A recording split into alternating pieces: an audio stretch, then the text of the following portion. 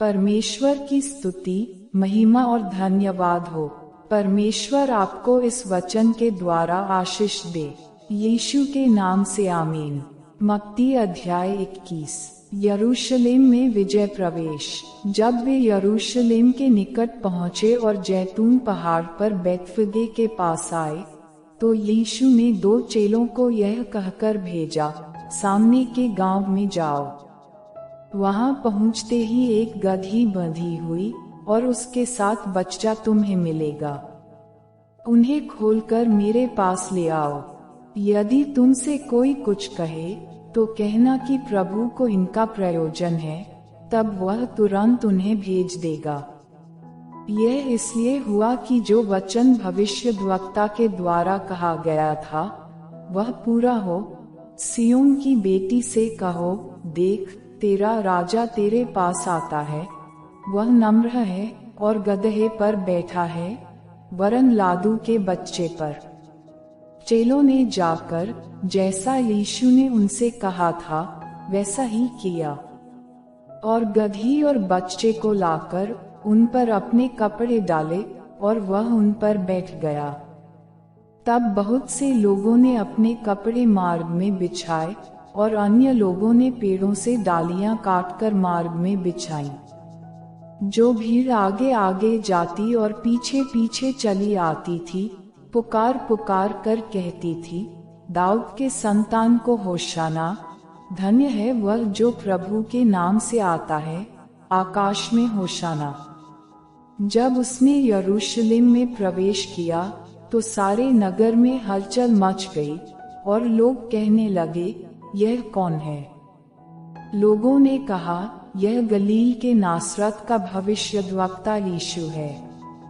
मंदिर से व्यापारियों का निकाला जाना। यीशु ने परमेश्वर के मंदिर में जाकर उन सबको जो मंदिर में लेन देन कर रहे थे निकाल दिया, और सर्राफों के पीढ़े और कबूतर बेचने वालों की चौकियां उलट दी, और उनसे कहा, लिखा है, मेरा घर प्रार्थना का घर कहलाएगा, परंतु तुम उसे डाकुओं की खोह बनाते हो। तब अंधे और लंगड़े मंदिर में उसके पास आए और उसने उन्हें चंगा किया।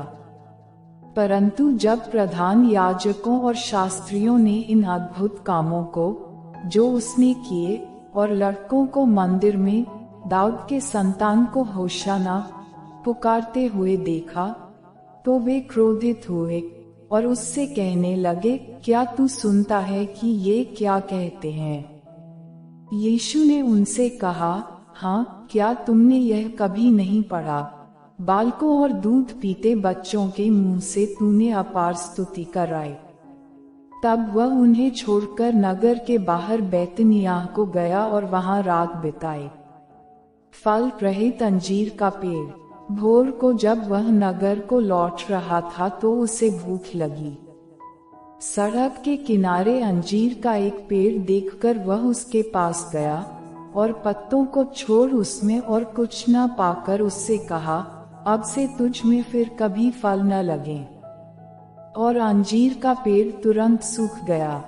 यह देखकर चेलों को अचंभा हुआ और उन्होंने कहा, यह अंजीर का पेड़ तुरंत कैसे सूख गया?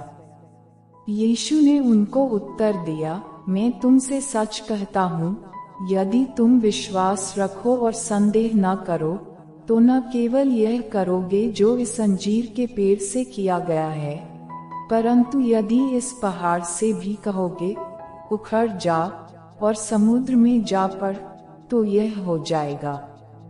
और जो कुछ तुम प्रार्थना में विश्वास से मांगोगे वह सब तुमको मिलेगा। यीशु के अधिकार पर प्रश्न। वह मंदिर में जाकर उपदेश कर रहा था, तो प्रधान याजकों और लोगों के पुरनियों ने उसके पास आकर पूछा, तू ये काम किसके अधिकार से करता है? और तुझे यह अधिकार किसने दिया है? यीशु ने उनको उत्तर दिया, मैं भी तुमसे एक बात पूछता हूँ, यदि वह मुझे बताओगे तो मैं भी तुम्हें बताऊंगा कि ये काम किस अधिकार से करता हूँ। यूहन्ना का बपतिस्मा कहाँ से था? स्वर्ग की ओर से या मनुष्यों की ओर से? तब वे आपस में विवाद करने लगे, यदि हम कहें स्वर्ग की ओर से, तो वह हमसे कहेगा, फिर तुमने उसका विश्वास क्यों न किया? और यदि कहें मनुष्यों की ओर से, तो हमें भीड़ का डर है, क्योंकि वे सब यूहन्ना को भविष्यद्वक्ता मानते हैं। अतः उन्होंने यीशु को उत्तर दिया, हम नहीं जानते। उसने भी उनसे कहा, तो मैं भी तुम्हें नहीं बताता कि ये काम किस अधिकार से करता हूँ। 2 पुत्रों का दृष्टांत। तुम क्या सोचते हो? किसी मनुष्य के 2 पुत्र थे। उसने पहले के पास जाकर कहा, हे पुत्र, आज दाख की बारी में काम कर। उसने उत्तर दिया, मैं नहीं जाऊंगा, परंतु बाद में पछता कर गया। फिर पिता ने दूसरे के पास जाकर ऐसा ही कहा। उसने उत्तर दिया, जी हाँ, जाता हूँ, परंतु नहीं गया। इन दोनों में से किसने पिता की इच्छा पूरी की? उन्होंने कहा, पहले ने। यीशु ने उनसे कहा, मैं तुमसे सच कहता हूँ कि महसूल लेने वाले और वेश्याएं तुमसे पहले परमेश्वर के राज्य में प्रवेश करते हैं।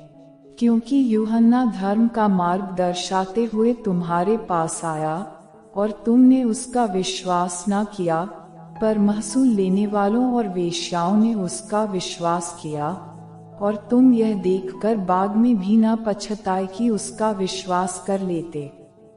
दृष्ट किसानों का दृष्टांत। एक और दृष्टांत सुनो। एक गृहस्वामी था, जिसने दाख की बारी लगाए, उसके चारों ओर बाड़ा बांधा, उसमें रस का कुंड खोदा और गुम्मट बनाया, और किसानों को उसका ठेका देकर परदेश चला गया। जब फल का समय निकट आया, तो उसने अपने दासों को उसका फल लेने के लिए किसानों के पास भेजा। पर किसानों ने उसके दासों को पकड़ के किसी को पीटा और किसी को मार डाला और किसी पर पथराव किया। फिर उसने पहलों से अधिक और दासों को भेजा, और उन्होंने उनसे भी वैसा ही किया। अंत में उसने अपने पुत्र को उनके पास यह सोचकर भेजा कि वे मेरे पुत्र का आदर करेंगे। परंतु किसानों ने पुत्र को देखकर आपस में कहा, यह तो वारिस है, आओ इसे मार डालें और इसकी मीरास ले लें।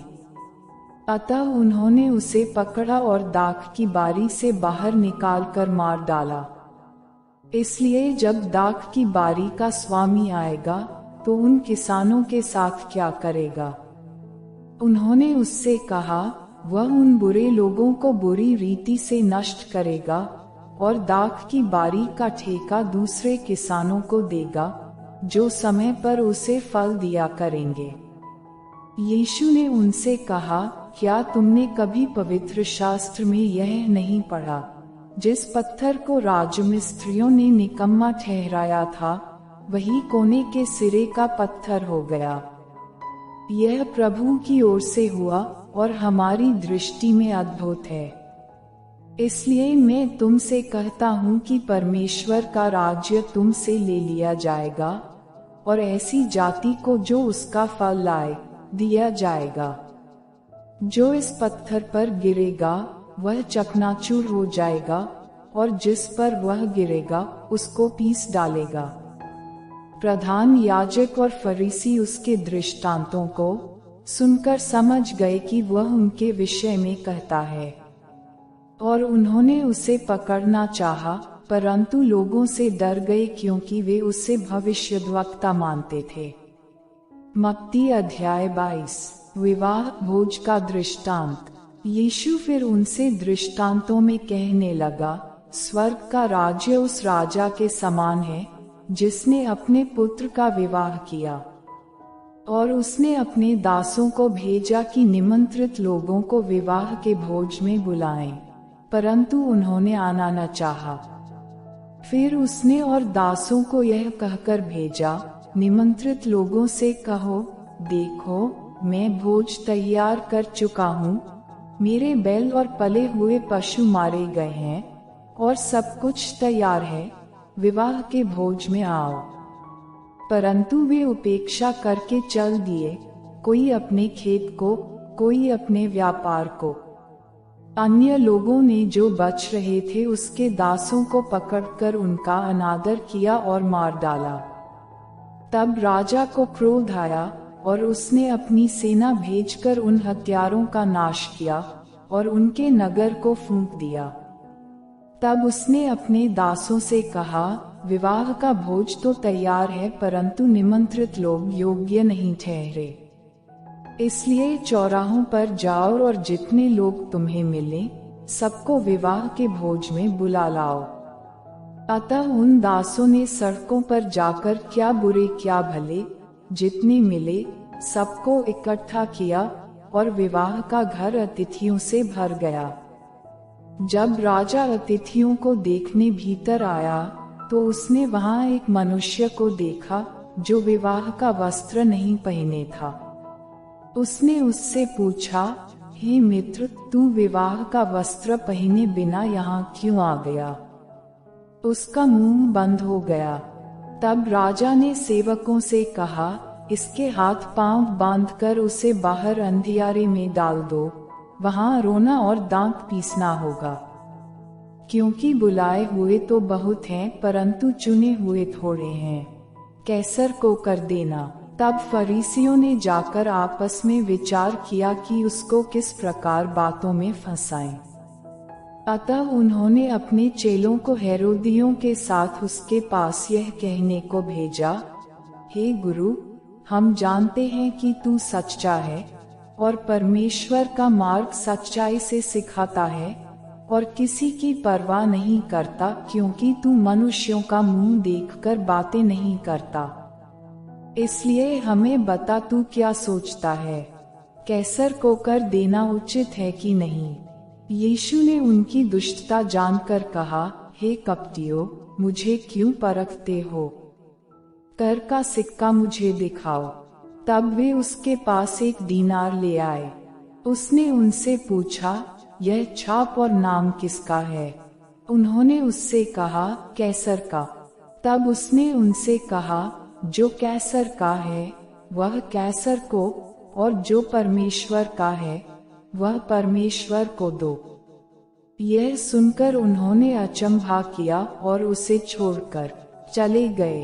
पुनरुत्थान और विवाह। उसी दिन सदूकी, जो कहते हैं कि मरे हुओं का पुनरुत्थान है ही नहीं, उसके पास आए और उससे पूछा, हे गुरु, मूसा ने कहा था कि यदि कोई पुरुष बिना संतान मर जाए तो उसका भाई उसकी पत्नी से विवाह करके अपने भाई के लिए वंश उत्पन्न करे। अब हमारे यहाँ 7 भाई थे। पहला विवाह करके मर गया और संतान न होने के कारण अपनी पत्नी को अपने भाई के लिए छोड़ गया। इसी प्रकार दूसरे और तीसरे ने भी किया और 7 तक यही हुआ। सबके बाद वह स्त्री भी मर गई। अतः जी उठने पर वह उन 7 में से किसकी पत्नी होगी? क्योंकि वह सबकी पत्नी हो चुकी थी। यीशु ने उन्हें उत्तर दिया, तुम पवित्र शास्त्र और परमेश्वर की सामर्थ्य नहीं जानते, इस कारण भूल में पड़े हो। क्योंकि जी उठने पर वे न विवाह करेंगे और न विवाह में दिए जाएंगे, परंतु स्वर्ग में परमेश्वर के दूतों के समान होंगे। परंतु मरे हुओं के जी उठने के विषय में क्या तुमने यह वचन नहीं पढ़ा जो परमेश्वर ने तुमसे कहा, मैं अब्राहम का परमेश्वर और इसहाक का परमेश्वर और याकूब का परमेश्वर हूँ। वह मरे हुओं का नहीं परंतु जीवितों का परमेश्वर है। यह सुनकर लोग उसके उपदेश से चकित हुए। सबसे बड़ी आज्ञा। जब फरीसियों ने सुना कि यीशु ने सदूकियों का मुंह बंद कर दिया तो वे इकट्ठा हुए। उनमें से एक व्यवस्थापक ने उसे परखने के लिए उससे पूछा, हे गुरु, व्यवस्था में कौन सी आज्ञा बड़ी है? उसने उससे कहा, तू परमेश्वर अपने प्रभु से अपने सारे मन और अपने सारे प्राण और अपनी सारी बुद्धि के साथ प्रेम रख। बड़ी और मुख्य आज्ञा तो यही है। और उसी के समान यह दूसरी भी है कि तू अपने पड़ोसी से अपने समान प्रेम रख। ये ही 2 आज्ञाएं सारी व्यवस्था और भविष्यद्वक्ताओं का आधार हैं। मसीह किसका पुत्र है? जब फरीसी इकट्ठे थे तो यीशु ने उनसे पूछा, मसीह के विषय में तुम क्या सोचते हो? वह किसका पुत्र है? उन्होंने उससे कहा, दाऊद का। उसने उनसे पूछा, तो दाऊद आत्मा में होकर उसे प्रभु क्यों कहता है? प्रभु ने मेरे प्रभु से कहा, मेरे दाहिने बैठ, जब तक कि मैं तेरे बैरियों को तेरे पांवों के नीचे न कर दूं। भला जब दाऊद उसे प्रभु कहता है तो वह उसका पुत्र कैसे ठहरा? इसके उत्तर में कोई भी एक बात न कह सका। उस दिन से किसी को फिर उससे कुछ पूछने का साहस न हुआ।